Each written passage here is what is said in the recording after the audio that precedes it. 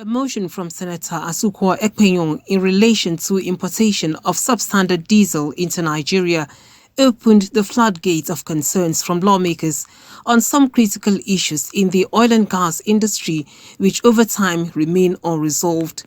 Toxic emissions from the diesel contribute to respiratory illnesses and other health issues, as well as degrade engine life that would force consumers to deal with frequent vehicle and generator breakdowns with attendant higher maintenance costs. Our refineries were under repair, and over $4 billion had been invested in this by government at different times. And we have been given different dates when these refineries will be up and running. And none of those dates had worked. We have unbundled NNPC, but also at the same time tie their hands and they cannot do anything. We demand that we need a major reform. Aid must roll in the Nigerian Petroleum Corporation and even other agencies of the government that are saddled with this responsibility. The impact on the economy and tackling the problems will in the next 3 weeks preoccupy members of the committee. We may have to go into even the issues of the act, the PIA. We must look back at the PIA. We have a right as a parliament. Don't we have the right?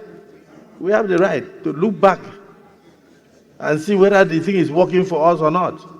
Senator Danjuma Goje, in another motion, wants the federal government to have a second look at the Renewed Hope Legacy Infrastructure Road Project map because the entire Northeast region has been excluded. This has stimulated unprecedented concerns and agitations from the region in view of the strategic roles these projects will play in this country.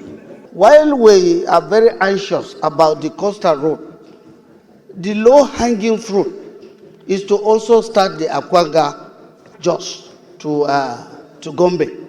It will not be complete if the entire people of Northeast and Plateau particularly do not have a means of getting to the federal capital. Senate, in the meantime, has suggested the use of technology to detect terrorists, insurgents and other criminals in their hideouts as they condemn and mourn victims of the recent suicide bomb attack in Goza, Borno State. This time around, the Nigerian Army and other security forces responded promptly and gallantly. In fact, one soldier lost his life and a civilian JTF when they confronted the fifth suicide bomber that detonated the bomb and killed the three of them there. The resurgence of suicide bombings, having consigned it to the dustbin of history in the last 5 or 6 years, is very, very unfortunate. It costs nothing for the intelligent army to get devices in their phone. As I'm here, I check my phone regularly and I know the number of guns that are very close to me here. I also want to call on Mr. President to continue what he's doing. I know what he's doing.